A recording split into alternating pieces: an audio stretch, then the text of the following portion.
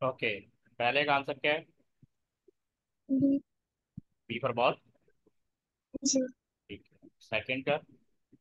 B. नहीं, सी है। Okay, सी में कह रहा है liability decrease and capital increase. ये कह रहा है a sole trader settles an account payable in full with her own money. देखिए, इसमें इंपॉर्टेंट वर्ड है with her own money. This transaction had not been recorded. आपने बिजनेस की liability को पे ऑफ किया है विद हर ओन मनी। आपने कौन सा ऑप्शन लिया था? B. B for ball. B को B. Asset decrease and liability decrease. नहीं, अब आप देखिए, आप गलत इसको वो कर रही है ना। जब आप लायबिलिटी पे करते हैं ना, तो लायबिलिटी तो डिक्रीज होती है, ठीक है। या तो ए सही है या बी सही है। ठीक है, जी। लेकिन क्या कहते हैं, लायबिलिटी की यहाँ सी में भी आ रहा है।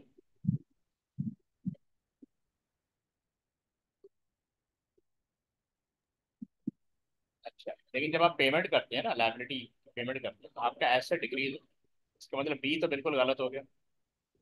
इसमें एसेट इंक्रीज है। या तो ए सही होना चाहिए, और राइट आंसर सी है।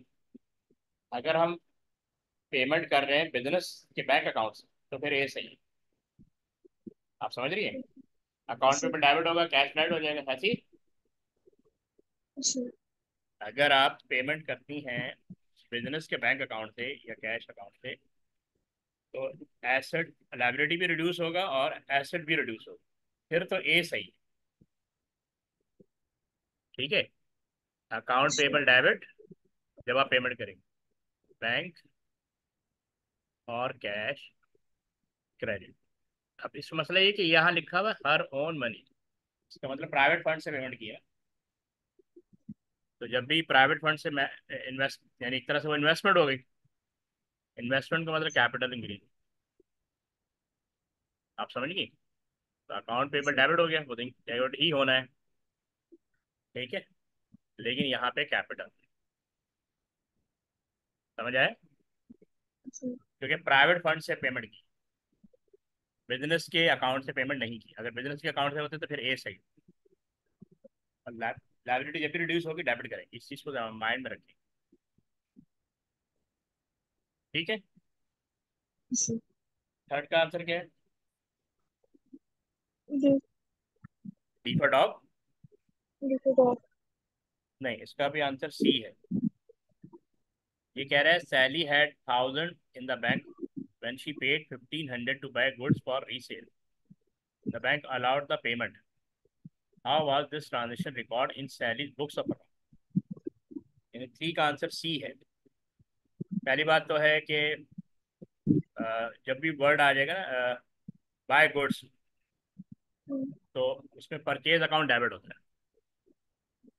अब या तो ये सही है या ये सही है, दोनों में परचेज डेबिट हो रहा है ना? तो जी। परचेज से डेबिट होगा, ये तो ठीक है। अब राइट आंसर तो सी है, हम पहले सी को देख लेते हैं। अच्छा, फिर कह रहा है कि Sally had 1000 in the bank when she paid $1500 to buy goods for resale. The bank allowed the payment. अच्छा, अब बैंक ने, अच्छा इसके अकाउंट में तो 1000 पड़ा हुआ है, लेकिन बैंक ने इसको अलाउ कर दिया। ठीक है, तो बैंक जी। पेमेंट तो बैंक ने की ना। पेमेंट किसने की? बैंक। तो इसका बैंक 1500 से डिक्रीज हो, सिंपल इज दैट। ठीक है, कंफ्यूज करने के लिए डी दिया हुआ है कि बैंक ओवरड्राफ्ट। ठीक है, ये बैंक ओवरड्राफ्ट जी। लायबिलिटी तो होता है, लेकिन वो उसकी एंट्री, उसकी एक अलग एंट्री बनेगी। समझ आ रही बात? जी। ठीक है, तो बैंक इसका नेगेटिव में हो गया, बस सिंपल इज दैट, 1500 से रिड्यूस हो गया। इसको यूँ समझिए कि बैंक में पड़ा हुआ था, ब्रॉड डाउन करेंगे 1000। अब इसने पेमेंट कर दी, परचेज, यहाँ पे परचेज आ गया 1500। ठीक है, यहाँ कैरी डाउन आ गया 500। ठीक है, 1500 यहाँ पे आ गया, 1500 यहाँ पे आ गया। तो बैंक ने पेमेंट तो बैंक ने कर दी ना, लेकिन आपका बैलेंस जो बैंक अकाउंट था वो नेगेटिव में चला गया। ये होगा। समझ आई? जी। अच्छा, फोर का आंसर क्या है? सी। इसका आंसर डी है। Which item identify revenue expenditure and a capital received? Four का आंसर डी है। Revenue expenditure, repair of motor vehicle, ठीक है, ये रेवेन्यू एक्सपेंडिचर है। अच्छा, अब ए और बी तो इसलिए गलत है क्योंकि कैरेज इनवर्ड जो है वो रेवेन्यू एक्सपेंडिचर नहीं है, ठीक है। जी। Carriage inward on a non current asset, ये तो कैपिटल एक्सपेंडिचर हो गया ना। कमीशन रिसीव, ये रेवेन्यू रिसीव्ड है, ये भी गलत हो गया। अब यहाँ तो सी सही है डी सही, ठीक। जी। अब या तो सी सही है या डी सही, अब हमें सेकंड ऑप्शन कैपिटल रिसीव देखना पड़ेगा। तो सी इसलिए गलत हो जाएगा, कैश ड्राइंग, इसमें तो आउट हो रहा है ना, कैश आउट हो रहा है, रिसीव तो नहीं हो रहा। जी। फिर आखिर में ये डी रह गया, received of loan from lander, आपके पास पैसा आया टू लोन, तो ये कैपिटल रिसीव्ड हो गया ना। जी। तो ड्राइंग में तो कैश आउट हो रहा है ना, रिसीव तो नहीं हो रहा ना। अब ए और बी इसलिए गलत हो गए क्योंकि कैपिटल, वो जो कैरेज इनवर्ड है वो नॉन करंट एसेट पे साथ अटैच होता है ना, तो कैपिटल एक्सपेंडिचर हो गया। और कमीशन रिसीव, ये आपका रेवेन्यू रिसीव्ड है। और ये जो कमीशन रिसीव है आपका रेवेन्यू रिसीव्ड है कि आपने रेवेन्यू अर्न किया, जबकि ऊपर हेडिंग है रेवेन्यू एक्सपेंडिचर की। अब उस हिसाब से या तो सी सही है डी सही है। सी इसलिए रॉन्ग हो गया क्योंकि इसमें क्या, इसके पैरेलल कैश ड्राइंग लिखा हुआ है, क्या पैरेलल कैश ड्राइंग लिखा हुआ है, तो कैश ड्राइंग का मतलब आप पेमेंट कर रहे हैं, अमाउंट रिसीव नहीं कर रहे। पर आखिर में डी रह गया ना। जी। क्लियर? जी। विच स्टेटमेंट आइडेंटिफाई, अच्छा पांचवा कौन सा, पांचवा सही है, पांचवा क्या है? डी। डी। जी। बी जब आपके रॉन्ग थी और पहले सही होते थे। फाइव का आंसर ए है। Which statement identify why depreciation is provided on non current assets? तो ये ए इसलिए कि so that the cost is allocated to period that benefit from them.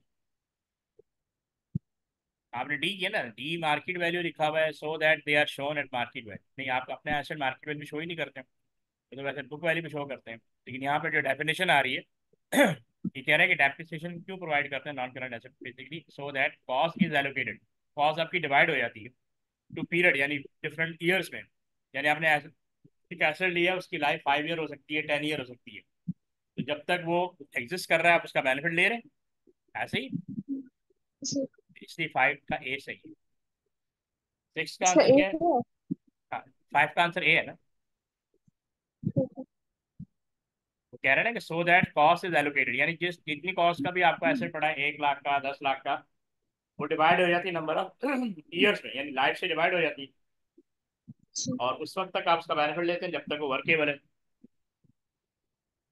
जी। ठीक है, ओके। जी। सिक्स का आंसर क्या है? सी। नहीं, बी है। अब ये कह रहा है new equipment costing 40,000 with an estimated residual value of 6,000 was acquired at the beginning of the year on 1st January। ठीक है, यानी रेजिडुअल वैल्यू का मतलब उसकी जो disposal value. On the same date the business made the following payment in respect of the equipment. Delivery के 5,000, installation के 7,000, 8 year maintenance contract 8,000। The equipment has an estimated life of 8 year. The business uses the straight line method of depreciation. What would be the carry amount, carrying amount कहते हैं net book value, for the for this item at the end of year on 31 December। यानी new equipment costing 40,000 with an estimate residual of 8,000 was acquired at the beginning of कि जब business period शुरू हुआ उसके first day ही आपने एक asset purchase किया जिसकी कॉस्ट कितनी थी, 40,000, और उसकी रेजिड वैल्यू 6,000, ठीक है। तो जी। पहले तो, अच्छा, तो was acquired at the beginning of the year, इसका आंसर है, सिक्स का आंसर है बी, यानी 46 टू 50। ओके, तो कॉस्ट के अंदर एक तो हम ये 5,000 और 7,000 इंक्लूड कर देंगे, ये हो जाएगा 52,000। क्यों?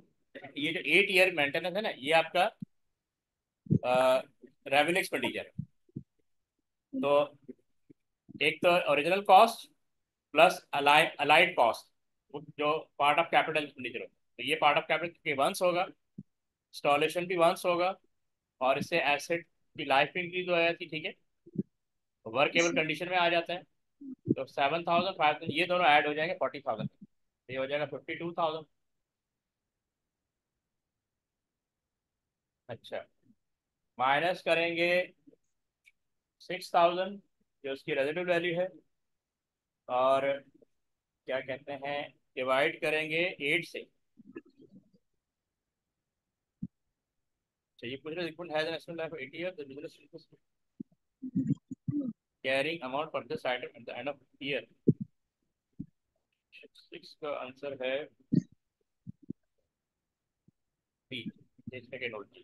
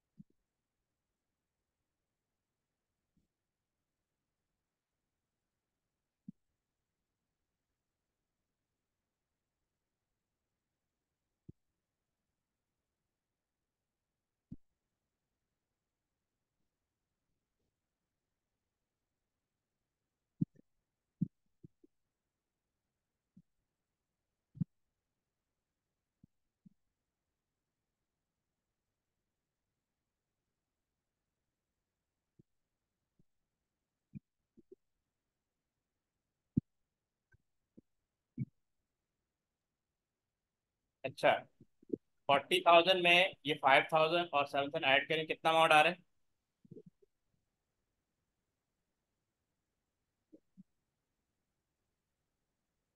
Fifty two thousand. है? तो स्टेट लाइन मेथड फार्मूला याद है ना डेप्रिसिएशन निकालने का? जी। Cost minus disposal value divide by life, ठीक है। तो फिफ्टी टू जी। थाउजेंड में से ये 6,000 माइनस करेंगे, ये डिस्पोजल वैल्यू है, तो कितना आ गया?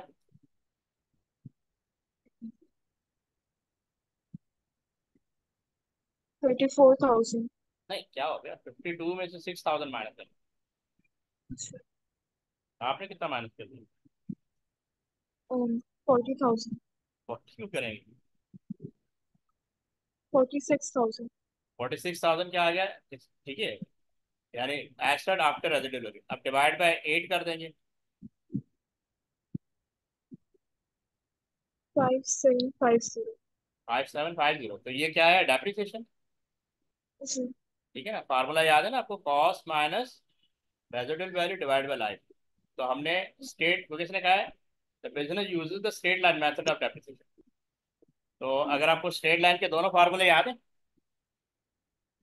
एक तो, ये सारे नहीं एक तो वो है ना, ठीक है, अच्छा और ये जो डेप्रिसिएशन होता है ना, एनुअल होता है, क्या होता है, एनुअल। ये एनुअल डेप्रिसिएशन होता है। एक तो ये है कॉस्ट माइनस ये residual value divide by life, जी। इस क्वेश्चन में तो ये वाला यूज हो रहा है। दूसरा फार्मूला होता है annual depreciation equal cost minus residual value, ये ब्रैकेट के अंदर इनटू रेट, ठीक है, वो परसेंट में 10% 20% दिया होता है ना। जी। सही है, ये दोनों फार्मूले किसके, स्ट्रेट लाइन मेथड, किसके, ये रेजिडुअल वैल्यू, ठीक है। तो कॉस्ट कितनी थी, 52,000, माइनस जी 6000 डिवाइड बाई 8। क्या आंसर आया था? 5750।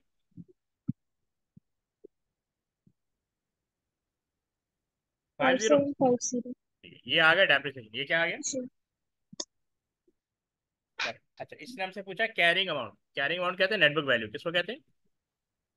तो नेटबुक वैल्यू का फार्मूला होता है okay. Cost minus total depreciation. ठीक है। तो कॉस्ट तो आपकी वही है 52,000। सही है। और टोटल डेप्रिसिएशन यही जी है क्योंकि एक ही साल का डेप्रिसिएशन है। इसको हम अकुमुलेटेड डेप्रिसिएशन भी कहते हैं। टोटल का मतलब अकुमुलेटेड।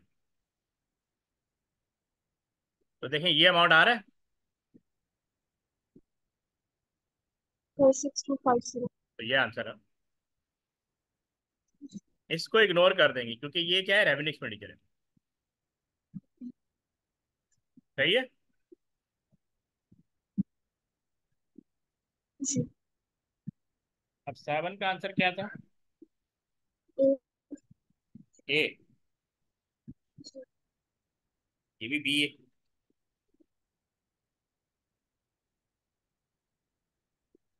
आपने 11 ही किया है।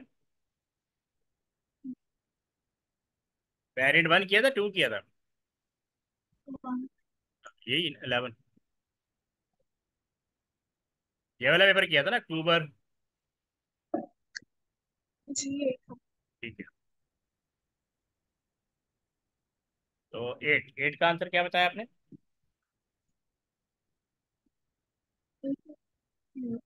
8 का आंसर क्या बताया? 8 80 किया। ठीक है। सॉरी, नहीं, 7 का मैं पूछ रहा हूँ। 7 का क्या है? दोबारा बोले। ए ए नहीं, ए नहीं है, ए बी है। ए नहीं है, बी है। ये कह रहा है which error would not be identified by preparing a trial balance. तो वो टू साइडेड एरर होते हैं, वो तो ट्रायल बैलेंस रेक्टिफाई नहीं कर पाता। ये उसी तरह का एरर है। अब 7 का आंसर है बी।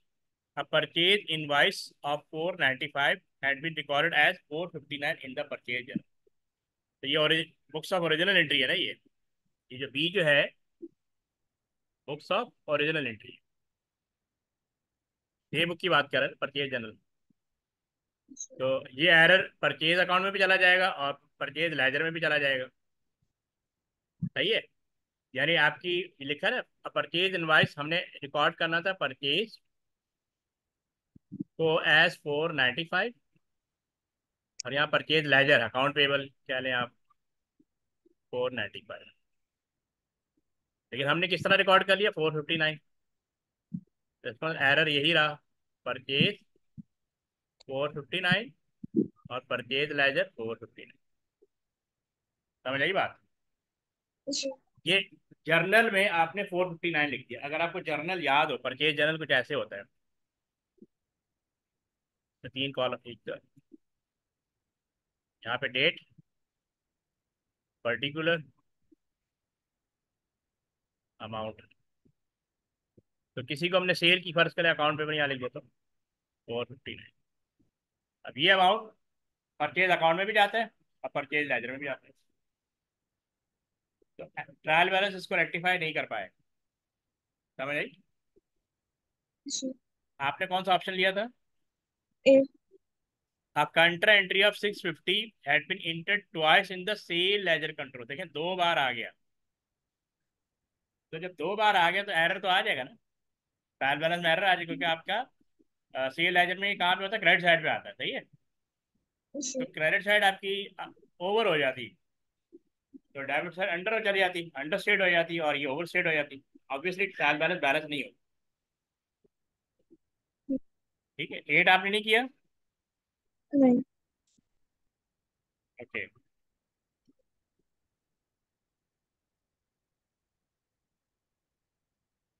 ये एरर है सस्पेंस का। एक सेकंड।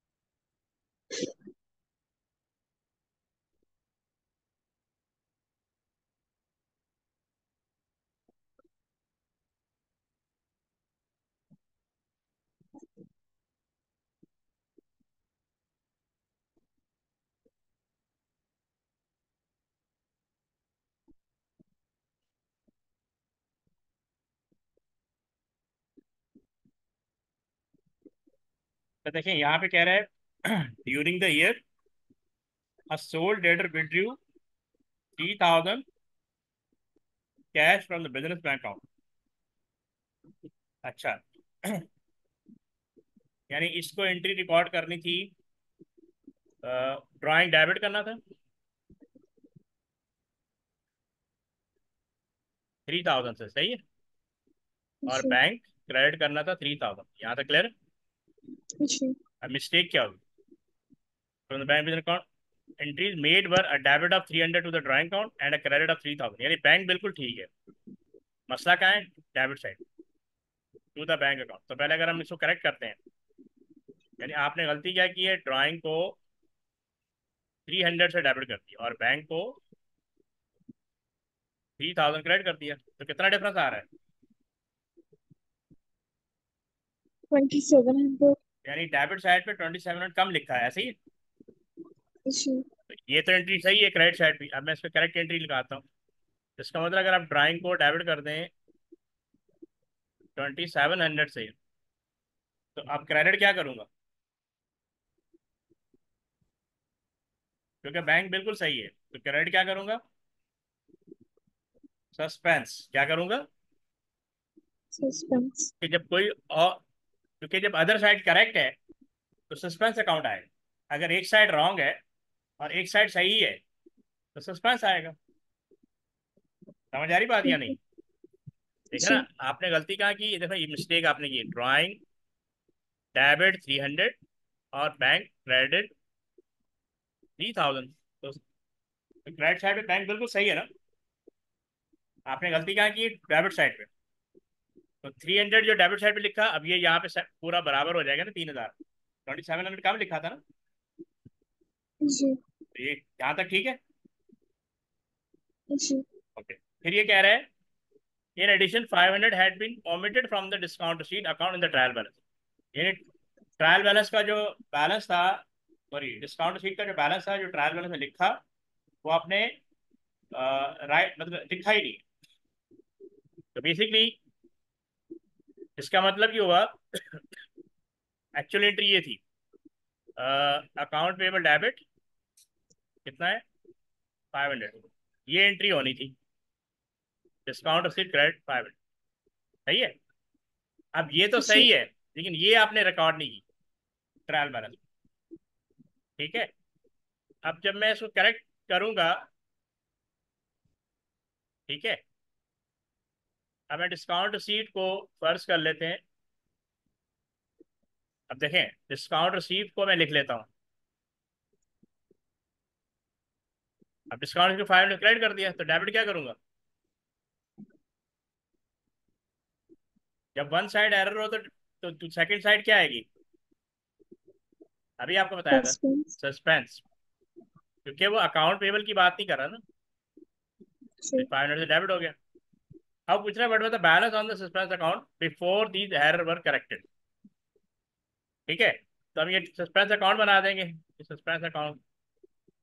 अच्छा, यहाँ पे सस्पेंस क्या हो रहा है? क्रेडिट हो रहा है, ओ सॉरी ये क्रेडिट हो रहा है 2700 के अमाउंट। ठीक है, तो मैं यहाँ लिख दूंगा ड्राइंग। जी। अच्छा, पहली लाइन खाली छोड़ देंगे ना, 2700 से क्रेडिट हो गया ना।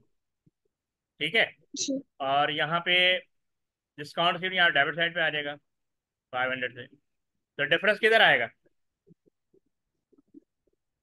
Debit side credit credit side? Side. मेरी साइड। क्रेडिट साइड या सॉरी। Debit side? मेरी साइड। यहाँ लिखेंगे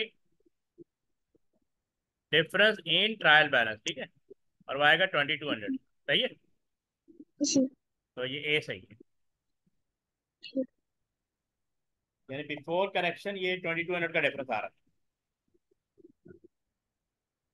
यहाँ से क्लियर है? जी। 9, 9 किया था। जी। ए।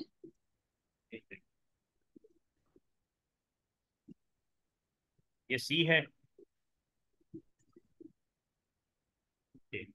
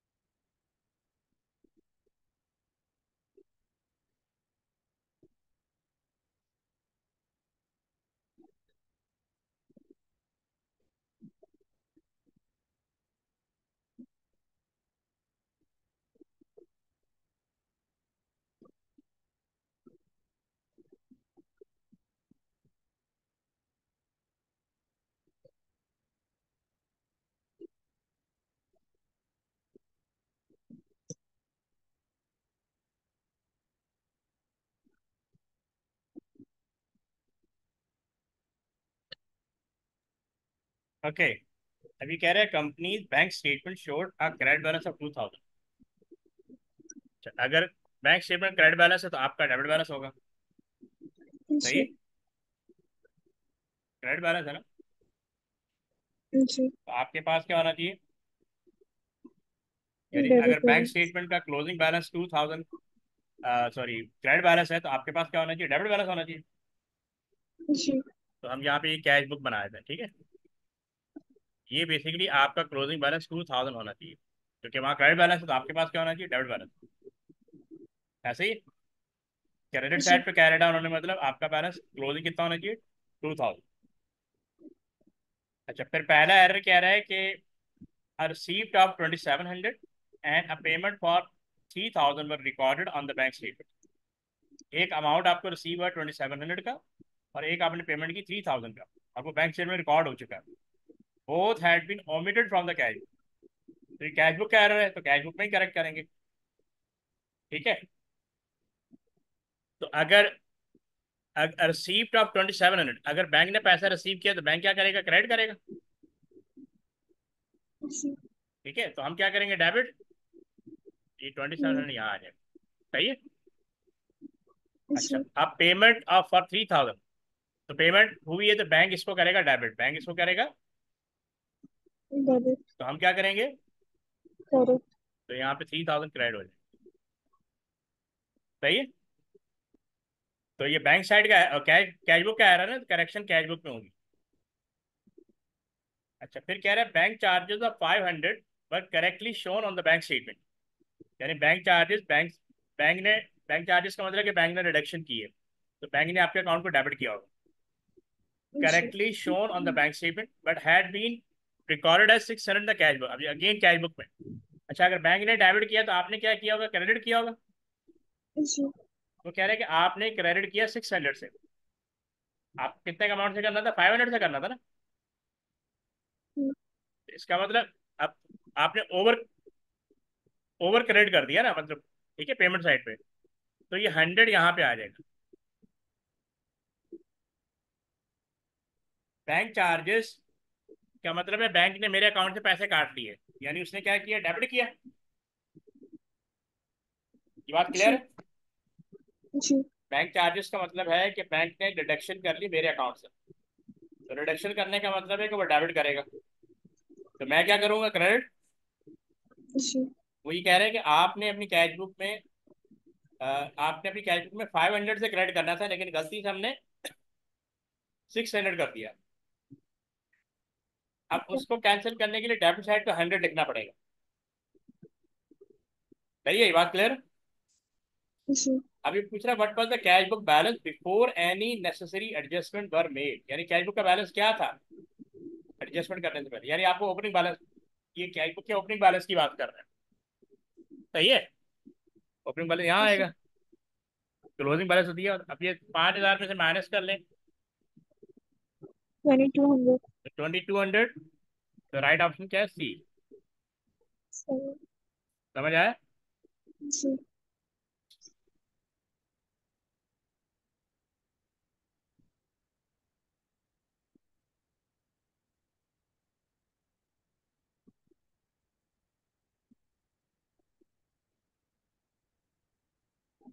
ओके, 10 का आंसर क्या है?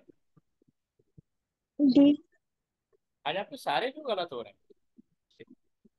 इसका आंसर है ए। लास्ट टाइम तक तो काफी हद तक आपके सारे, अगर 10 किए हैं तो 5 6 तो सही होता था। अभी कह रहा है why might a business maintain a sale ledger control account as part of the double entry accounting system. Why might a business maintain a sale ledger control account as part of the double entry accounting system. अब इसका answer है ए। ए में आ रहा है 1 और 2, to facilitate prompt preparation of financial statement. ठीक है, क्योंकि वो कह रहा है why might a business maintain a sale ledger control account as part of the double entry system, क्योंकि सेल लेजर कंट्रोल का मेन मेन पर्पज यही है ना कि हमें पता लगना चाहिए हमने डेटर से पैसा लेना कितना है। तो जी। इसीलिए कह रहे हैं to facilitate prompt preparation of financial statement. तो अब जब हम फाइनेंशियल स्टेटमेंट बनाने जाएंगे, इनकम स्टेटमेंट, बैलेंस शीट, तो बैलेंस शीट के लिए हमें क्लोजिंग अमाउंट चाहिए होता है, तो वो हम यहाँ से उठाते हैं उसको वेरीफाई करने के बाद। ठीक है, अकाउंट रिसीवेबल का या सेल लेजर कंट्रोल अकाउंट का जो बैलेंस है, क्लोजिंग बैलेंस, वो हमें इस अकाउंट से मिलेगा ना, तो बैलेंस शीट में हमें ये अमाउंट चाहिए होती है टू हेल्प रिड्यूस फ्रॉड, क्योंकि ये एक तरह से कॉन्ट्रा अकाउंट होता है ना। यानी एक होता है सेल लेजर के बैलेंस, यानी जितने भी डेटर है उनका उनका एक लिस्ट ऑफ बैलेंस बनता है, लिस्ट ऑफ बैलेंसेस बनता है। समझ आ रही बात? जी। ठीक है, तो ये दो रीजन है, 1 और 2, कि आप सेल लेजर कंट्रोल अकाउंट क्यों बनाती हैं। एक तो है to facilitate prompt preparation of financial statement, दूसरा है reduce to help reduce fraud. आपने आपने फ्रॉड या एरर पकड़ना होता है। और ये तो गलत है ना, to provide detail of all sale transaction, क्या ट्रांजेक्शन भी तो होती है, वो सेल लेजर में नहीं आती। सही है, जी। सेल लेजर कंट्रोल अकाउंट में सिर्फ क्रेडिट ट्रांजेक्शन आती है। कैश ट्रांजेक्शन यानी कैश सेल जो है कैश बुक में आती है, इसका मतलब 3 गलत है। ठीक है, अच्छा अब 11 का आंसर क्या है? 11 किया। अच्छा, नहीं किया, ये भी वही है, एरर वाला। देख लें।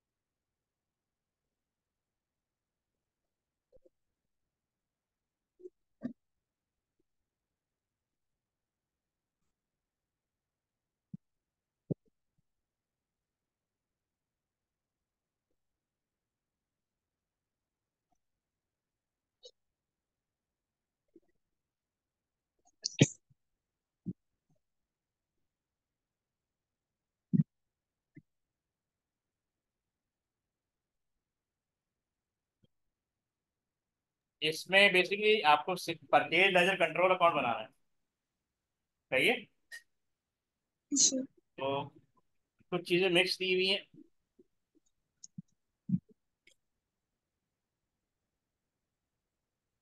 ये देखें, एक तो दिया हुआ है purchase ledger control account showed a balance of 79,500 before the following error were taken into account। तो यहाँ पे हम परचेज लेजर कंट्रोल अकाउंट बना लेंगे। तो परचेज लेजर कंट्रोल अकाउंट का मतलब होता है अकाउंट पेबल, क्रेडिटर का अकाउंट। ठीक है, ये इसको अकाउंट पेबल भी कहते हैं और ट्रेड पेबल भी कहते हैं। सही है, याद रहेगा। और जी। क्रेडिटर या सप्लायर का अकाउंट। तो इसका ओपनिंग बैलेंस 79,500, तो ये क्रेडिट होता है। सही है, अगर सेल लेजर कंट्रोल अकाउंट है तो उसका ओपनिंग बैलेंस डेबिट होता है, और परचेज लेजर का क्या होता है? क्रेडिट। ये बात क्लियर है? जी। नहीं clear? Purchase clear. Laser control account का ओपनिंग बैलेंस क्रेडिट होता है, क्योंकि एक क्रेडिटर का अकाउंट है ना। किसका अकाउंट है? क्रेडिटर का अकाउंट, हमने पैसे देने जी। हैं। अब ये आ रहा है a contra of 5300 between the purchase and sale ledger control account had been omitted. यानी purchase ledger control account debit होता है जब भी कॉन्ट्रा की बात आए, और sale ledger control account credit होता है। ठीक है, तो इसको, तो कॉन्ट्रा किधर आता है परचेज लेजर में? अब आपने ना फॉर्मेट भी दोबारा देख लेने हैं।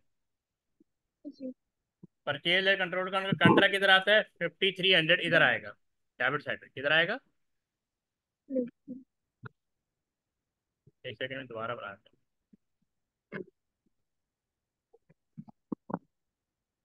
इधर बनाते हैं। इसका ओपनिंग बैलेंस 79,500। अच्छा, परचेज लेजर कंट्रोल, और इधर आता, सॉरी इधर हेडिंग आएगी उसकी सेल लेजर की। यहाँ आएगा सेल लेजर कंट्रोल अकाउंट, तो कितना आ जाएगा? 50 ये बात समझ में आ गई? परचेज लेजर कंट्रोल अकाउंट में कॉन्ट्रा डेबिट साइड पे आता है। ठीक है, किसके अगेंस्ट? सेल लेजर के against। अच्छा, अब यहाँ पे आ रहा है कैश परचेज ऑफ 1200, तो ये रिकॉर्ड नहीं होगा क्योंकि कैश बुक में होगा।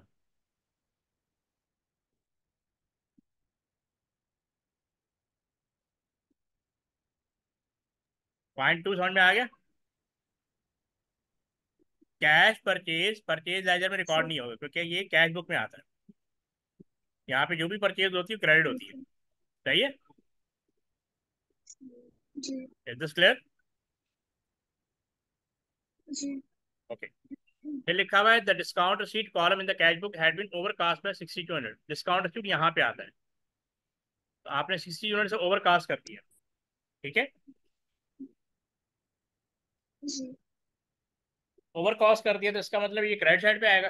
नॉर्मली डेबिट साइड पे आता है परचेज लेजर में। ओवरकास्ट कर दिया तो हम इसको जी। क्रेडिट साइड पे लिखेंगे कैंसिल करने के लिए। सही। ये पॉइंट क्लियर है। जी। तो इसका मतलब यहाँ पे डिस्काउंट रिसीट इधर आ जाएगा क्योंकि ये ओवरकास्ट हो 6200। सही है। The ji. रिटर्न इनवर्ट इसको कहते हैं सेल रिटर्न। तो ये तो इग्नोर कर देंगे क्योंकि ये सेल लेजर कंट्रोल अकाउंट का एलिमेंट है।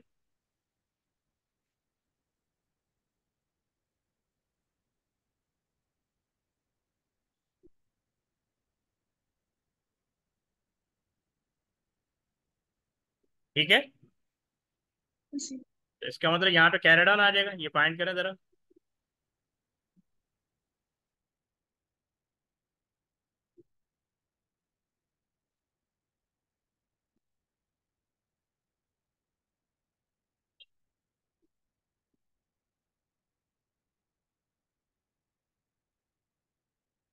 80,400। मतलब पार्ट सी सही है। ठीक है। जी। क्लियर है। जी। ट्वेल्व किया था। नहीं, 12 नहीं। ट्वेल्व नहीं किया। नहीं। एक कीजिएगा।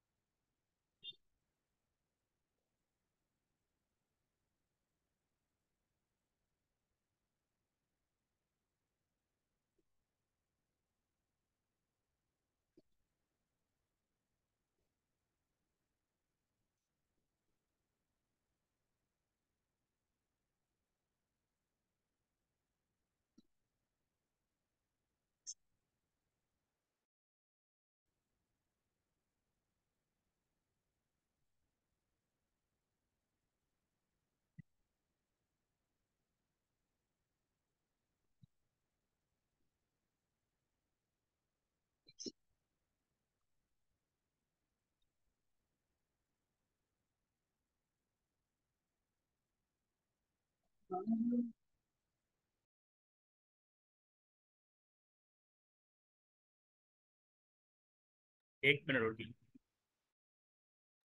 जी।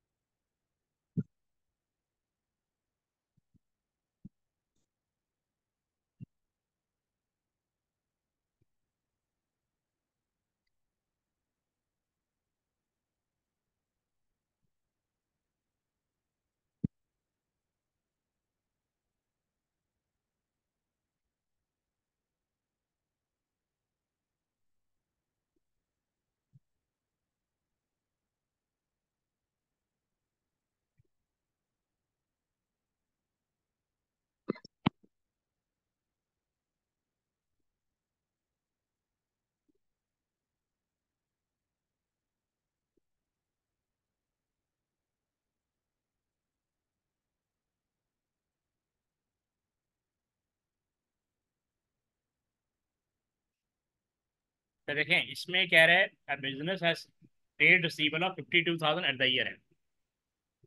ठीक है, ईयर एंड पे आपके जी पास trade receivable 52,000। The allowance for irrecoverable डेब्ट in the staff draft statement of financial position is 3,000। पे प्रोविजन फॉर डाउटफुल डेट है, ये ओपनिंग है। ठीक है, the allowance for irrecoverable debt is to be change,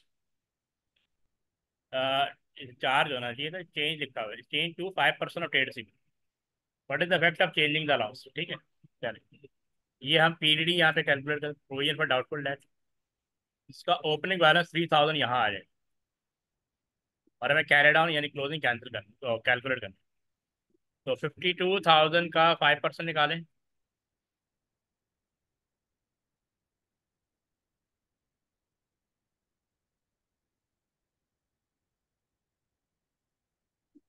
2600। 2600, तो 2600 क्लोजिंग आ रहा है, यहाँ पे आ जाएगा। अच्छा, पीरियड का मतलब होता है ओपनिंग डाउटफुल डेट और क्लोजिंग डाउटफुल डेट का जो डिफरेंस है वो आईएस होता है। सही है, तो आईएस किधर आएगा?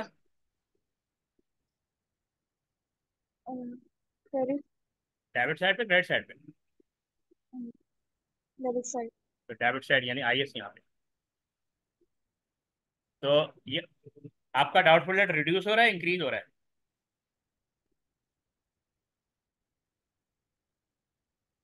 रिड्यूस हो रहा रिड्यूस हो रहा है ना। आप याद रखें, जब भी पीडीडी रिड्यूस होगा तो प्रॉफिट इंक्रीज होगा। प्रॉफिट क्या होगा? है।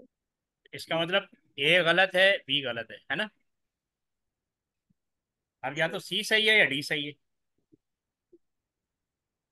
समझ आ रही बात? अच्छा जी लास्ट ईयर, अच्छा अब आप देखें नेट, ये जो ट्रेड रिसीवल है, यानी आप कह रहे हैं नेट ट्रेड रिसीवल। अब ट्रेड रिसीवल में से माइनस होता है पीडीडी। तो लास्ट ईयर ये 3,000 माइनस हुआ था, इस साल ये 2600 माइनस होगा। तो इस हिसाब से देखें, on current asset increase by 400, तो ये डी सही, दिस वन और दिस वन। यानी आपका यानी अकाउंट रिसीवल क्या होता है, या ट्रेड रिसीवल क्या होता है? करंट एसेट होता है ना। Account receivable is part of current asset. जी तो आपका जो ट्रेड रिसीवल है वो 2600 से रिड्यूस हो रहा है। लास्ट ईयर 3,000 से रिड्यूस हुआ था ना ट्रेड रिसीवल, जी इस साल 2600 से हुआ है। 400 लेस डिक्रीज हुआ है, इसका मतलब आपका करंट एसेट इंक्रीज हो गया। यानी लास्ट ईयर आपने ट्रेड रिसीवल में से 3,000 माइनस किया होगा, तो उस हिसाब से करंट एसेट डिक्रीज हो गया होगा। इस साल आपने 2600 से ट्रेड रिसीवल रिड्यूस किया और उसी तो लेस लेस रिड्यूस हुआ है। ये पॉइंट क्लियर है? जी।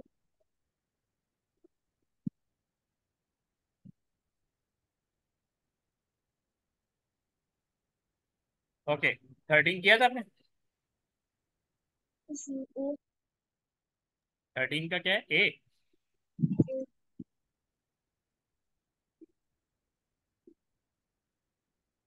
इसका आंसर डी है। अब ये लिखा हुआ है, a trader prepared her financial statement but made no adjustment for accrued rent receiver at the end of the year. 13 का आंसर डी है। What is the effect of this omission? A trader prepared her financial statement but made no adjustment for accrued rent receiver at the end of year. Accrued rent क्या होता है पता है आपको? जी जो accrue पे नहीं अक्रू किया। नहीं, अक्रूड रेंट रिसीवेबल है, पेएबल नहीं है। अक्रूड रेंट रिसीवेबल, इसका क्या मतलब है? ये रेवेन्यू अकाउंट है, क्या है? अगर रेवेन्यू अकाउंट में कोई अमाउंट अक्रूड हो जाए तो उसका मतलब होता है एरियर। क्या होता है? अगर रेवेन्यू अकाउंट में, ये रेवेन्यू अकाउंट है ना, जी अगर कोई अकाउंट अमाउंट अक्रूड हो जाए तो इसका मतलब होता है रिसीवेबल। क्या होता है? रिसीवेबल।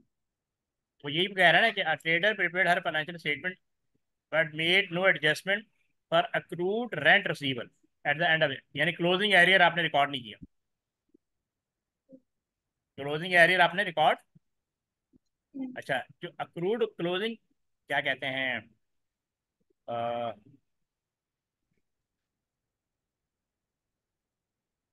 जो क्लोजिंग अक्रूड होता है ना, वो एक तरह से आपकी इनकम होता है। क्या होता है? आपने अमाउंट रिसीव नहीं किया लेकिन it is part of income. तो जब आपने, इसका मतलब आपकी इनकम रिड्यूस हो गई। तो इनकम जब रिड्यूस होगी तो ये अंडर सेट हो गया। अब या तो ये सही है या ये सही है, प्रॉफिट के हिसाब से। सही है। जी अच्छा, अक्रूड रेंट रिसीवर यानी क्लोजिंग रिसीवर, इसका लायबिलिटी से कोई ताल्लुक नहीं होता। इसका मतलब या ये सही है या ये सही है। ठीक है। जी अच्छा, जो रिसीवेबल होता है ना, वो पार्ट ऑफ करंट एसेट होता है। पार्ट ऑफ, दोबारा बताएं क्या होता है? part of asset. Part of current asset. ठीक है। जब आपने अक्रूड रिकॉर्ड नहीं किया, अक्रूड रेंट रिसीवेबल रिकॉर्ड नहीं किया, तो इसका मतलब आपका करंट एसेट रिड्यूस हो गया, है ना? जी इसका मतलब डी सही हो गया ना। ये rent receivable, accrued rent receivable का मतलब है कि it is part of income. आपने रिकॉर्ड नहीं किया तो इसका मतलब आपकी इनकम रिड्यूस होगी, यानी आपका प्रॉफिट रिड्यूस हो गया। करंट लायबिलिटी से इसका कोई लेना देना नहीं, इसलिए या तो डी डी सही है, डी सही है। लेकिन डी इसलिए सही है क्योंकि आप ये जो अक्रूड रेंट होता है, क्लोजिंग क्लोजिंग अक्रूड का मतलब होता है एरियर या रिसीवेबल। ये आपने रिकॉर्ड नहीं किया, इससे आपका करंट एसेट रिकॉर्ड डिक्रीज हो जाएगा, इसलिए डी सही होगा। ठीक है। जी 14 का क्या है? ए नहीं, सी आ रहा है। आपने कि इसमें 12 का भी तो नहीं कर लिया सही? 12 का तो नहीं कर नहीं लिया है? नहीं किया तो ये तो सारे गलत क्यों हो रहे हैं? इसमें तो, लेकिन ये जो 2 और 3 वाली एंट्रीज हैं, हाँ, ये इनकम स्टेटमेंट की है ही नहीं। एक सेकेंड, वो तो मैं देख लेता हूँ। 14 की बात कर रही है। जी ठीक है, एक सेकेंड, ये कह रहा है इसका आंसर है 14 का आंसर सी है। A sole trader calculated her draft profit for the year 50,000. ठीक है। He asked her accountant for advice regarding 4 issues which she thought might affect the draft profit. A customer debt of 2,000 need to be written off as irrecoverable. Customer, एक तो ये करना, a customer debt of 2,000 need to be written off, यानी ये bad debt में डालना है, इससे आपका प्रॉफिट रिड्यूस हो जाएगा। He accounted for the drawing of 10,000 as if they were staff salaries, यानी स्टाफ सैलरीज को उसने ड्राइंग में डाल दिया। He want to increase the value of a non-current asset by 20,000। इसका मतलब ये रीवैल्यू कर रही है, परचेज तो नहीं हुआ ना। The existing the existing charge for definite is overstated by 5,000. What was the profit for the year? तो इसका मतलब ये आपने ओवरस्टेट किया, एक्सपेंस ज्यादा चार्ज कर लिया। ठीक है, इसको देखते हैं।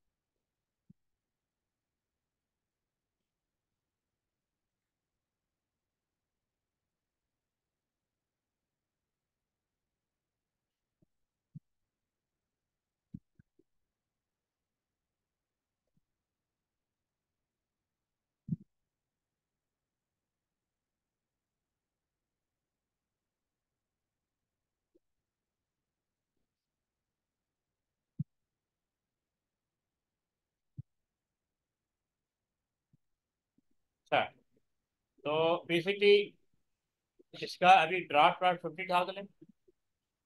एक तो a customer debt of 2,000 need to be return off as irrecover, तो ये एक्सपेंस हो गया, इसको अपने प्रॉफिट में से माइनस कर देंगे। ठीक है, ये 50,000 है ना, इसमें से 2,000 क्या हो जाएगा, माइनस हो जाएगा। जी ये बात क्लियर है? अच्छा, फिर इसने कहा she accounted for her drawing of 10,000, ये ड्राइंग हुई भी 10,000 की, as if they were staff salary, इसको स्टाफ सैलरी में डाल दिया, यानी आपने इसको एज एक्सपेंस चार्ज कर लिया, तो इसको हम एड बैक करा देंगे। जी ठीक है, शी वांट, अभी अभी इसने किया नहीं है, but she want to increase the value of known, ये रिवैल्यूएशन नहीं, अभी इसने किया नहीं, तो इसलिए ये तो कैंसिल हो जाएगा, ये कहीं इसको इग्नोर कर देंगे। फिर कह रहा है the existing charge for depreciation over state by 5,000, तो इसका मतलब 5,000 से ओवर चार्ज किया, तो आपका नेट प्रॉफिट रिड्यूस हो गया, इसको ऐड बैक कर देंगे 5,000।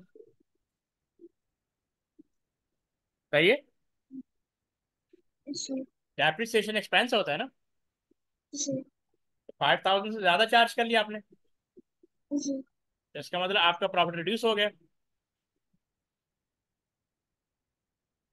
ये बात क्लियर है? अगर जी एक्सपेंस को 5 आपने ओवर एक्सपेंस, यानी आपने एक्सपेंस ओवर चार्ज कर लिया ना, तो जी उतने अमाउंट से ऐड बैक कर देंगे दोबारा। ठीक है, तो ये 2,000 माइनस कर लेंगे, ऐड होता है ना, क्या, अंडर से जो पूरा होता है तब तो होता है ना। नहीं अंडर स्टेट नहीं, एक्सपेंस आपने ओवर चार्ज कर लिया ना, जब आपका एक्सपेंस इंक्रीज तो होगा, एक्सपेंस जी इंक्रीज होगा तो नेट प्रॉफिट क्या होगा, रिड्यूस होगा। जी तो वो कह रहा है 5,000 से ज्यादा चार्ज कर लिया ना, तो मैं उसको ऐड करूंगा ना, दोबारा ऐड बैक करूंगा ना। नहीं समझ आया? ओके आपने एक्सपेंस 5,000 से ज्यादा रिडक्ट कर लिया ना, एक्सपेंस इंक्रीज होने का मतलब है नेट प्रॉफिट रिड्यूस हो गया, ठीक तो है क्लियरली कह रहा है कि ओवर चार्ज कर लिया, ओवर स्टेट। तो एक्सपेंस अगर इंक्रीज होगा तो नेट प्रॉफिट रिड्यूस होगा, इसलिए 5,000 ऐड बैक कराएंगे ना, ताकि करेक्ट प्रॉफिट पता लग जाए।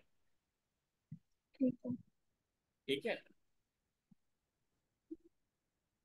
तो आपने ये कैलकुलेट कर लिया, इसका राइट आंसर है सी। ठीक पहले 15,000 ऐड करेंगे 65,000 आएगा, माइनस 2,000 करेंगे तो 63,000 आ जाएगा।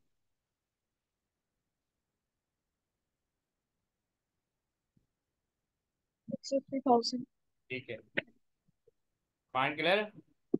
जी ये कौन सा था, 14 था, 15 किया। जी ए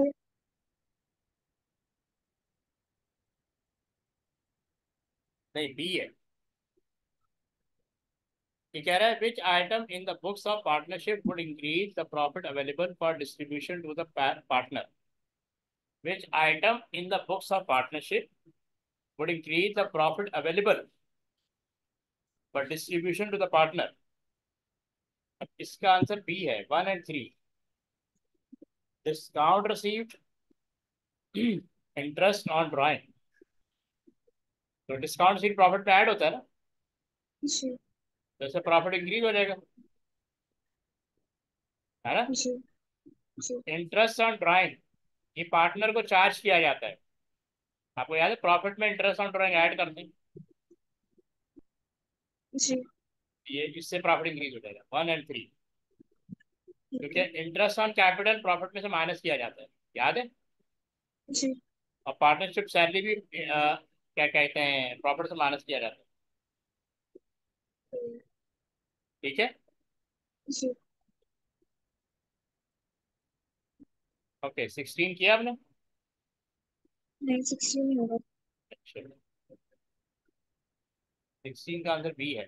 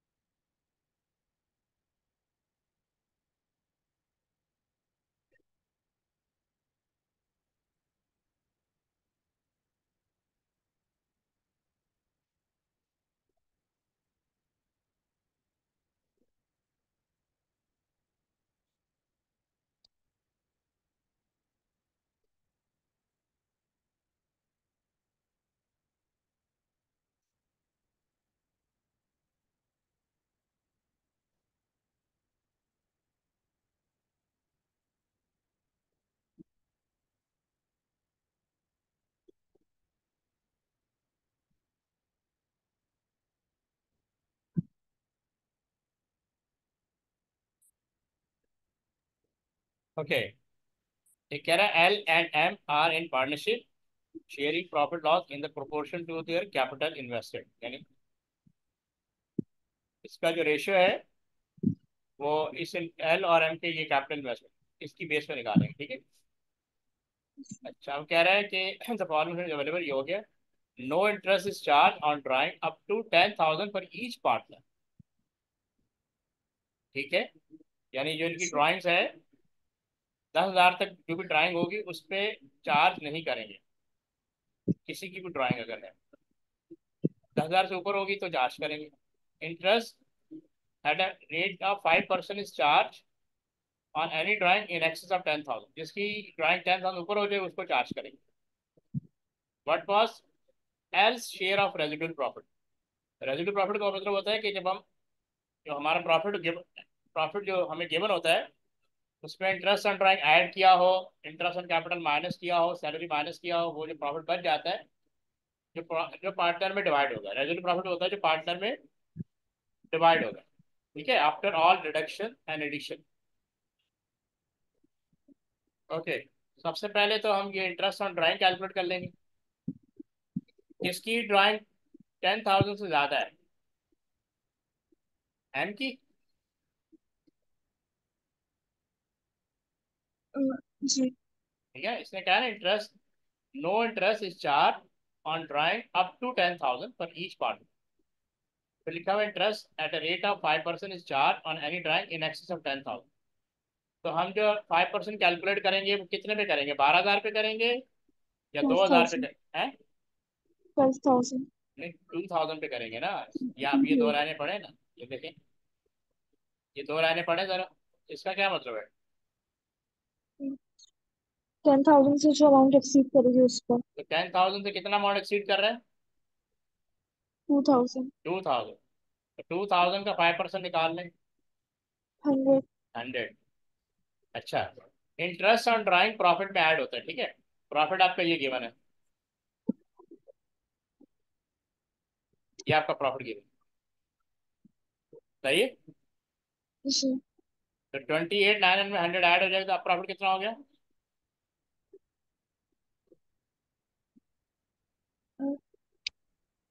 इसमें 100 ऐड हो 20। जाएगा, इसमें 100 जी। ऐड हो जाएगा, कितना हो गया? 29,000। 29,000। जी। अच्छा, अब वो कह रहा है what was else share of residual profit, ठीक है। तो अब हमें इसमें इन्होंने, अब वो तो गिवन नहीं है, इंटरेस्ट ऑन कैपिटल भी नहीं है, सैलरी भी नहीं है, तो फिर आपका 29,000 क्या हो गया, रेजिडुअल प्रॉफिट हो गया। ये बात क्लियर है यहाँ जी। तक या नहीं? 29,000 क्या होगा? देखिए, नॉर्मली हम रेजिडुअल प्रॉफिट का मतलब पता है आपको? Remaining residual, profit. हाँ, रेजिडुअल प्रॉफिट वो होता है जिसको हम कहते हैं प्रॉफिट टू बी शेयर्ड। अगर आप अपने माइंड में ओके। इसका वो ले आए ना, फॉर्मेट, एप्रोप्रिएशन का फॉर्मेट, तो जैसे हम यहाँ लिखते हैं ना, एप्रोप्रिएशन, एप्रो,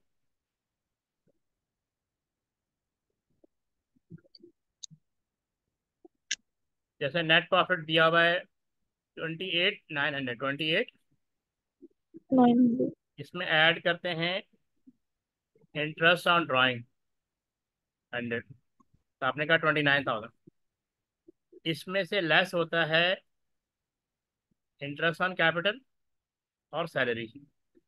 इस क्वेश्चन में ये भी गिवन नहीं, ये भी गिवन नहीं है, तो ये जो माइनस होने के बाद जो अमाउंट आता है वो आपका रेजिडुअल प्रॉफिट होता है। क्या होता है? मिस्टर हाँ, इसको profit to profit. Be shared कहते हैं, क्या कहते हैं? Profit to be share. या रेजिडुअल प्रॉफिट क्या कहते हैं? Residual profit. ये लिखा है ना रेजिडुअल प्रॉफिट, इसको बोलते हैं, ठीक है। अब ये जी। प्रॉफिट डिवाइड होगा अकॉर्डिंग टू रेशो, ये रेशो है,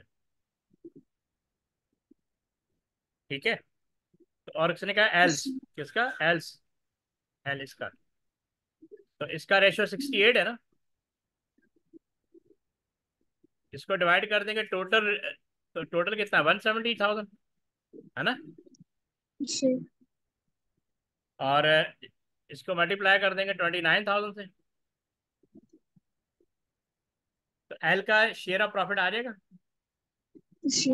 निकालें, 68,000 को 170,000 डिवाइड करें, फिर उसको 29,000 मल्टीप्लाई करें।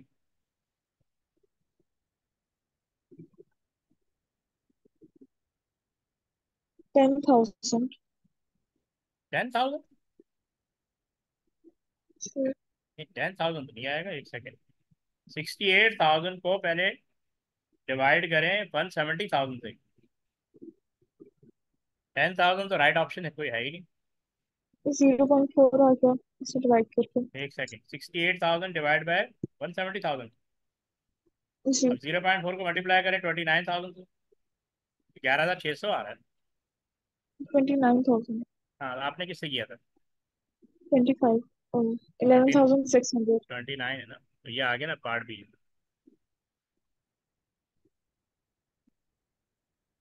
ठीक है। जी।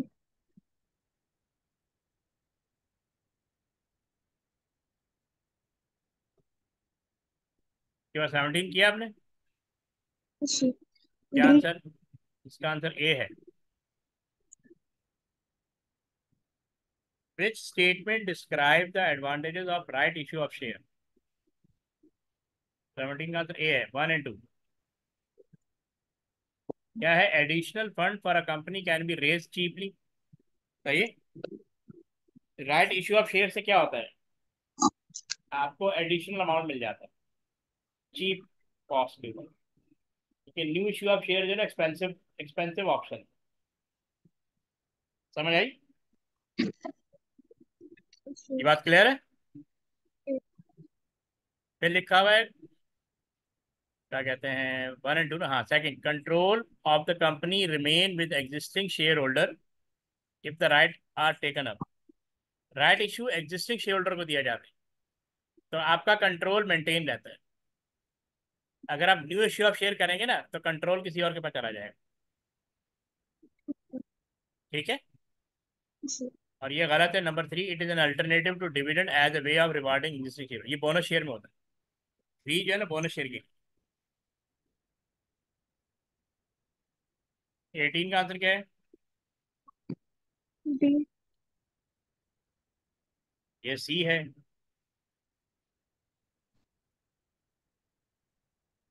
ओके, ठीक है।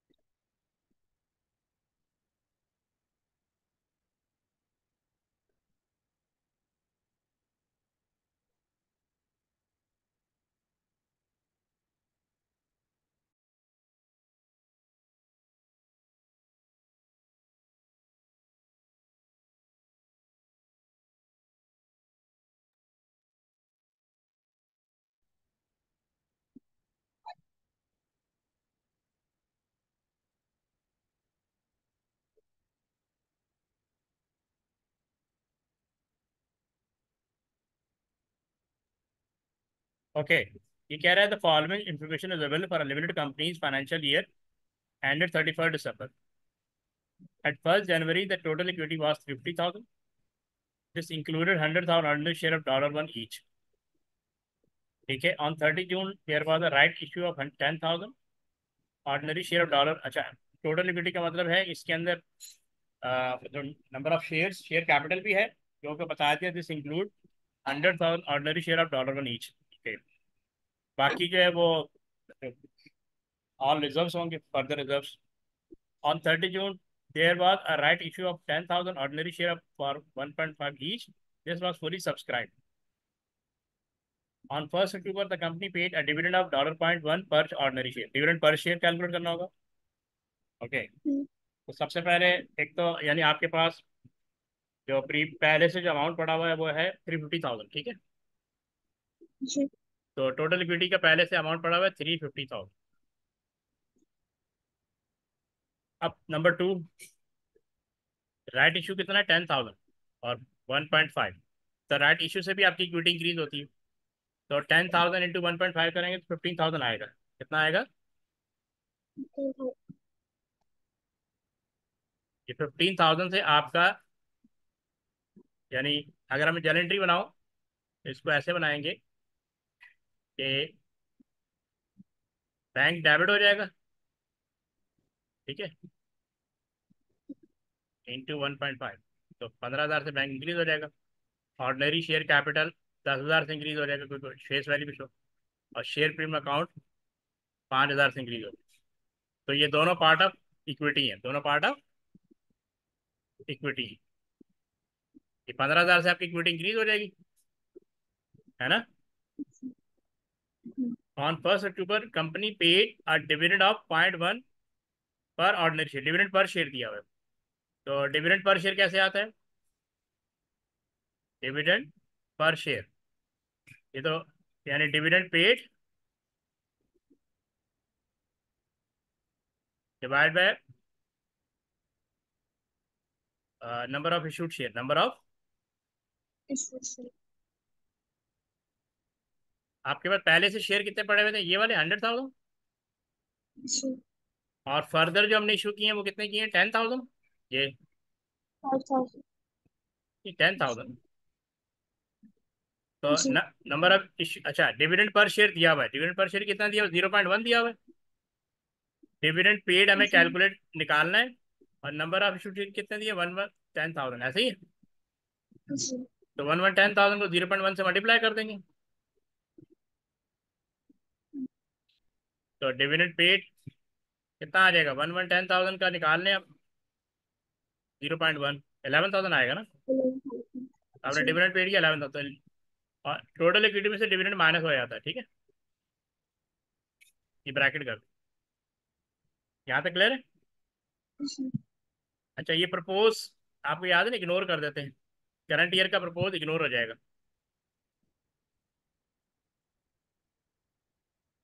ये समझ आई बात? जी। प्रपोज पे कोई वर्किंग नहीं होगी। लास्ट ईयर का प्रपोज हम एज ए डिविडेंड माइनस कर लेंगे, लेकिन ये करंट ईयर का डिविडेंड है ना, और प्रपोज डिविडेंड, इसको इग्नोर कर देंगे। Profit for the year was 26,500। 26, तो इसमें ऐड हो जाएगा। इन सबको टोटल करें।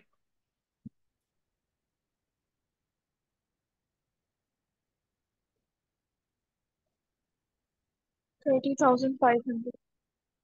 30,500, 380,000, 30 नहीं आएगा, ये 350 है ना। ये 350,000 प्लस 15,000 माइनस 11,000 माइनस प्लस 26,500।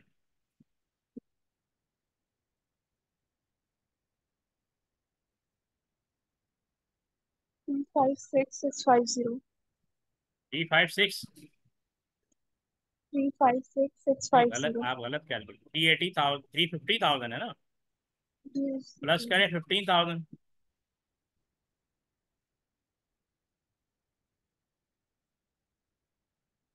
कितना आ गया? कितना आ गया भाई? 350 में 15,000 ऐड करेंगे 365 हो जाएगा ना। 365। अब उसमें 26,500 ऐड करें।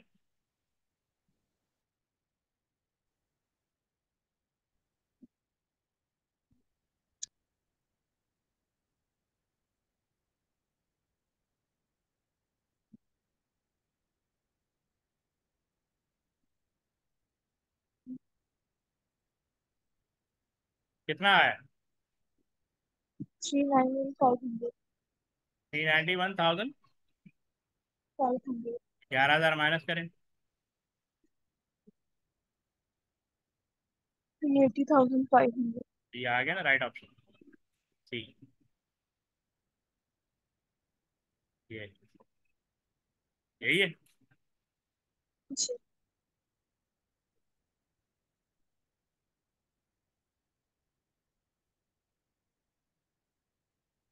19 का आंसर क्या है? डी। 19 का आंसर क्या है? D. B for ball. A है।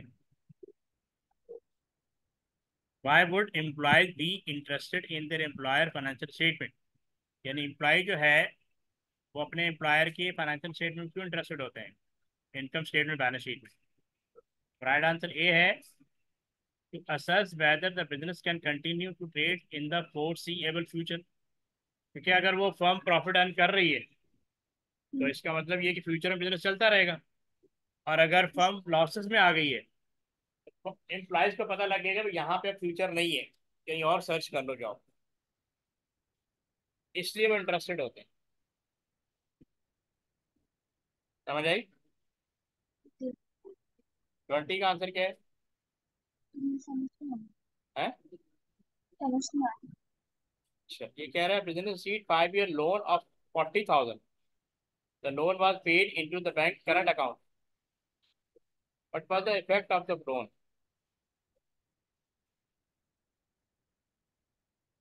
इसका आंसर सी है। यानी एक 5 ईयर लोन दिया, ये जो कि लॉन्ग टर्म था, वो इन्होंने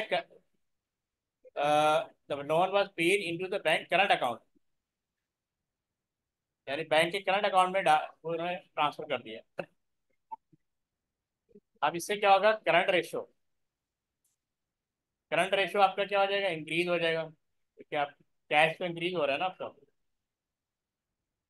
और क्या है, रिटर्न ऑन कैपिटल में डिक्रीज हो जाएगा। ये कैसे होगा? एक सेकेंड।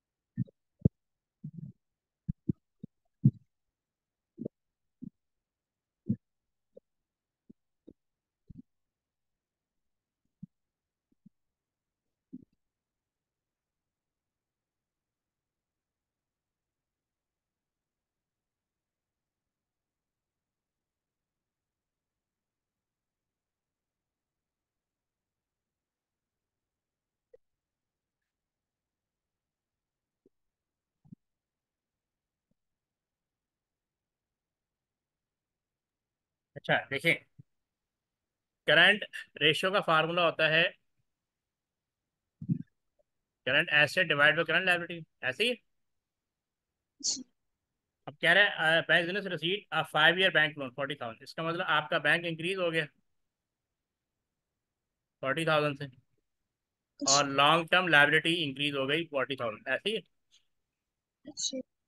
बैंक इंक्रीज हुआ तो करंट एसेट इंक्रीज हो गया। है ना? जी।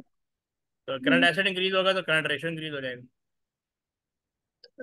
सही। अब या तो सी सही है या डी सही है ना? जी। अच्छा, अब रिटर्न ऑन कैपिटल एम्प्लॉयड का फॉर्मूला लिखते हैं। Gross profit from operation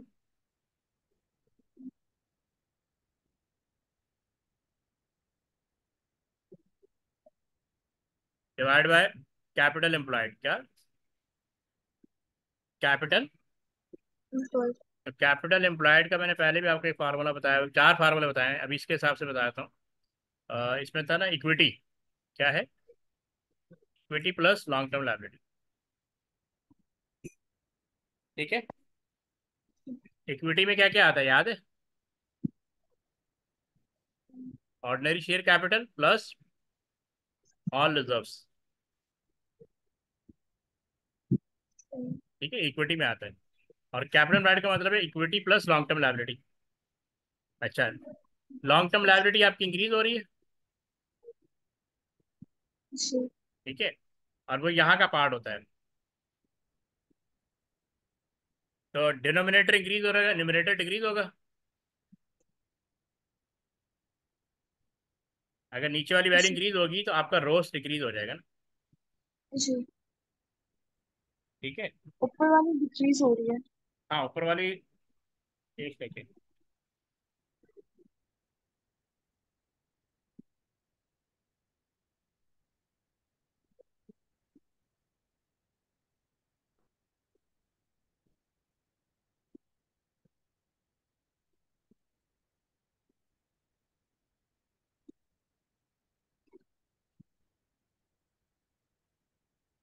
capital employed आपका इंक्रीज हो रहा है ना, सही है? जी। मतलब कैपिटल एम्प्लॉयड इंक्रीज हो रहा है। उसको आप ऐसे जी। समझ लें कि ये है आपका, ये न्यूमरेटर है और ये डिनोमिनेटर है। ठीक है, ऊपर वाला तो उसमें तो कोई चेंज नहीं है। तो जब डिनोमिनेटर इंक्रीज होगा तो आपका रोस डिक्रीज हो जाएगा। समझ आ रही? सब न्यूमरेटर नहीं, नीचे देखें, इसको ऐसे समझते हैं ना, मैं दोबारा वैल्यू लिख के बताता हूँ।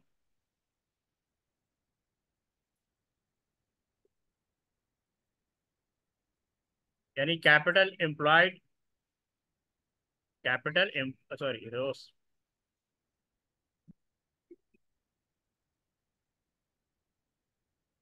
रोस रोस का मतलब होता है net profit from operation divide by capital employed. आपका कैपिटल मैंने इंक्रीज हो रहा है ना, लॉन्ग टर्म लायबिलिटी इंक्रीज हो रही है। देखिए, लॉन्ग टर्म लायबिलिटी इंक्रीज हो रही है, तो इसका मतलब कैपिटल एम्प्लॉयड इंक्रीज हो रहा है। हम ये जी। अज्यूम करते हैं ये पहले ये 100 था, और ये ये 10 था, ये 1000 था, यानी इंक्रीज होने से पहले। तो कितना आएगा? 10%, जी। है ना? अभी अभी भी 100 है। मैंने ये लॉन्ग टर्म लायबिलिटी 1500 हो गई, लॉन्ग टर्म लायबिलिटी 1500 हो गई। अब बताएं कितना आंसर आएगा? 100 को 1500 से डिवाइड कर लें। 0.06। 2.06, 100 डिवाइड बाय 1500। हाँ, 0.06। तो अब बताएं 0.06 ज़्यादा है या 1 ज़्यादा, 0.1 ज़्यादा है? 0.1। ज़्यादा है ना, इसका मतलब ये डिक्रीज हुआ है ना। जी। फिर ये सही है और ये सही है।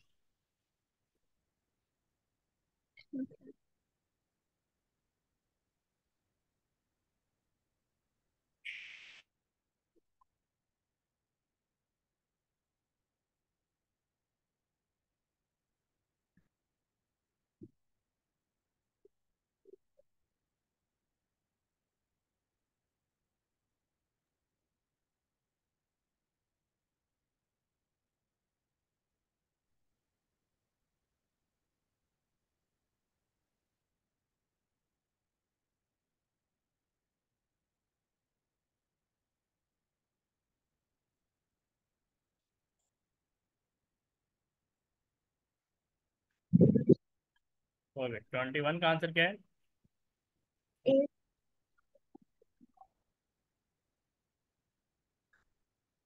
डी है।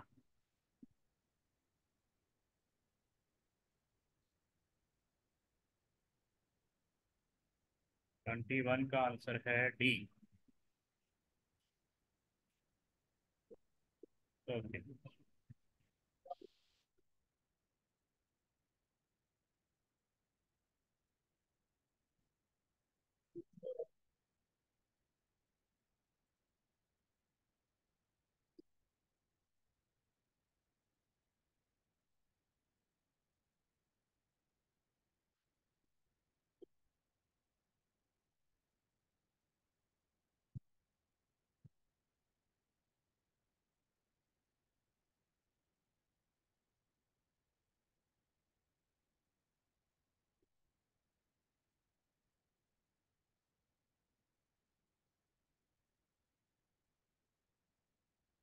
ग्रॉस प्रॉफिट 10,000 हाँ, एक सेकंड बताता हूँ।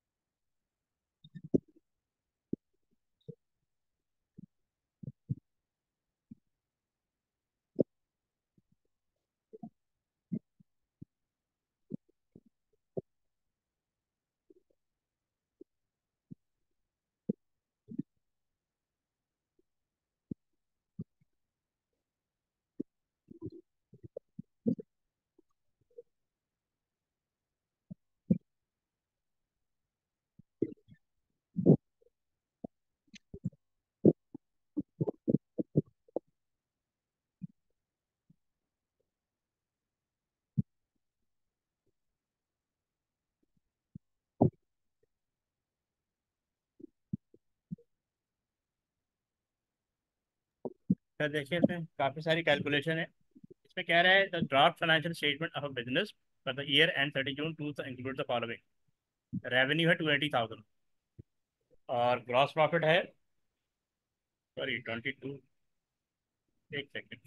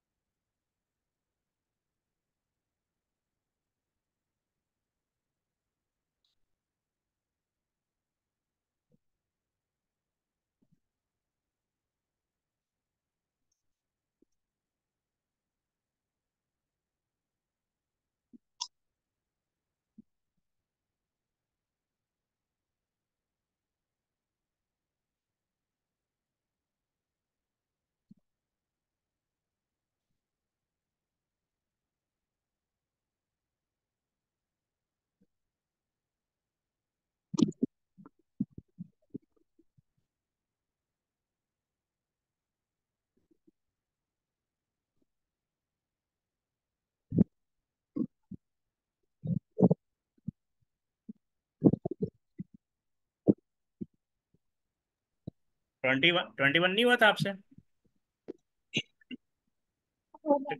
है? 22, 21 हो गया था आपसे? 25%। क्या आंसर आया? हाँ, ठीक है। और 22? ये आगे वाले रह गए थे। 22 नहीं किया था? इसके आगे वाले रह गए। कोई भी नहीं किया? 21 पे थे। चलो।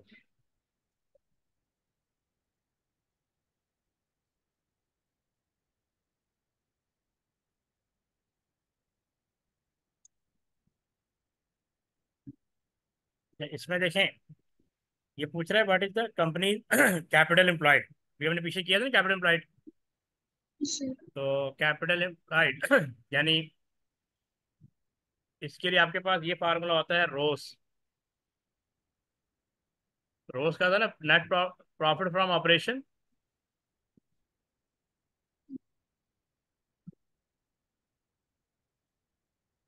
Divide by capital employed. अब हमें कैपिटल एम्प्लॉयड फाइंड करना है। सही है। अब आप जी। देखें कि रोस रिटर्न ऑन कैपिटल 16% दिया हुआ है। तो मैं इस फार्मूले से 16/100 लिख सकता हूँ। जी। लेकिन पर बस प्रॉफिट फ्रॉम ऑपरेशन नहीं है। ठीक है, नेट प्रॉफिट फ्रॉम ऑपरेशन नहीं है, और कैपिटल एम्प्लॉयड मुझे फाइंड करना है। ओके, अब मैं क्या करता हूँ, ये दिया हुआ ग्रॉस प्रॉफिट मार्जिन। याद है ग्रॉस प्रॉफिट मार्जिन का फार्मूला क्या होता है? Gross profit over cell. तो अगर ये 20% है तो मैं इसको 20/100 लिख लेता हूँ। और सेल कितनी है? 1600,000।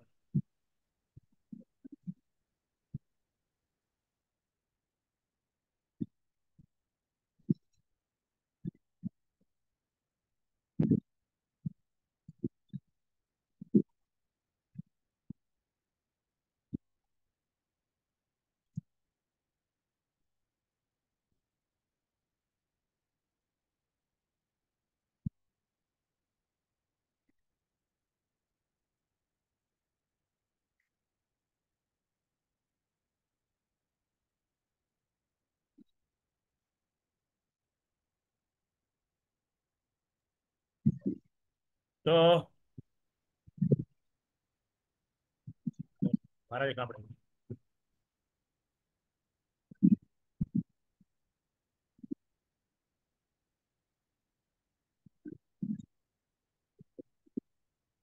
इस फार्मूले से GP over 1600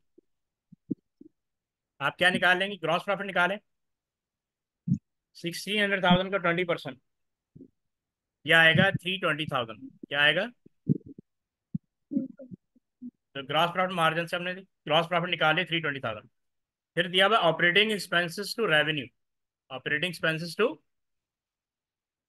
operating expense ratio. इसका मतलब होता है कि इससे हम ऑपरेटिंग एक्सपेंस निकालेंगे डिवाइड बाय सेल। ठीक है। तो ऑपरेटिंग एक्सपेंस निकालना है। सेल कितना है? 1600,000। और ऑपरेटिंग एक्सपेंस रेशो दिया हुआ 12% इन 12/100।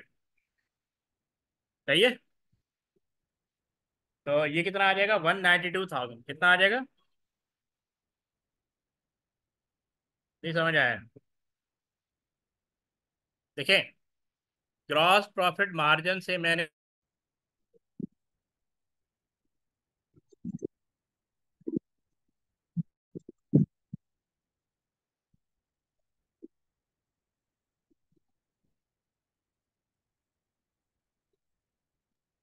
चले हम यहीं से कल कंटिन्यू करते हैं। ठीक है। जी। ठीक है, यहीं से बात आप पेपर 12 कर लीजिएगा। ठीक है। सही। पेपर 12 सॉल्व करके रखिए कल इंशाल्लाह फिर 8 बजे। ओके।